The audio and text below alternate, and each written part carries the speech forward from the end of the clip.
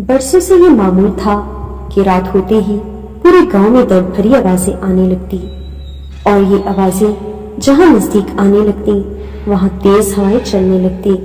हवा की आवाज के साथ पुरस्रार आवाजें मिलकर माहौल को मजीद डरावना कर देती। रात होने से पहले ही गांव के लोग घरों में चले जाते, अपने दरवाजे खिड़कियों को बंद करके घर के अंदर बैठ जाते। सब इन पुरस्रार आवाजों के बारे में जानना चाहते थे, लेकिन कोई हिम्मत न कर पाया इस पुरस्रार मखलूक के बारे में जानने की। ये गांव एक बहुत खूबसूरत वादी के दरमियान था। यहाँ दोस्तों का एक ग्रुप घूमने के लिए आया। इन्हें ये जगह बहुत पसंद आई, लेकिन जो ही सूरज गुरूब होने लगा, लोगों की बेचैनी देखकर एक ने वजह पूछी तो वो शख्स ये कहकर चला गया, अंधेरा होते ही मालूम हो जाएगा। वो दोस्त इर्द गिर्द से बेखबर दरख्तों के दरमियान बैठ गए। अंधेरा छाते ही अचानक तेज हवाएं चलने लगी। चांद की रोशनी में एक पुरस्रार लड़की दर्द भरी आवाजें निकालते हुए इनसे कुछ फासले से गुजरी। सिवाय एक के सब दोस्तों का खौफ के मारे बुरा हाल था। एक ने हिम्मत करके कहा, चलो इस मखलूक के पीछे चलते हैं। वो हिम्मत करके इसके पीछे चल दिए। वो जाकर कीचड़ पर लेट गई और बुरी तरह चीखने चिल्लाने लगी। इन दोस्तों में से एक ने बेसाख्ता कहा कि इस लड़की पर जादू हुआ है, इसे मदद की जरूरत है।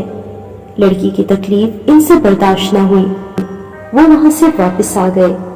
उन्होंने एक आमिल को सब सूरत हाल बताई और उनसे उस लड़की के लिए मदद की दरख्वास्त की। अब वो उसी जगह पर रोज रात को उस लड़की का इंतजार करते, लेकिन वो ना आई। वो मायूस हो चुके थे। वो वहां से वापसी का इरादा कर चुके थे, लेकिन चांद की 14वीं तारीख में इनका इंतजार खत्म हुआ। अचानक हवाएं तेज चलने लगी और वो उनके सामने से जाकर कीचड़ में लेट गई।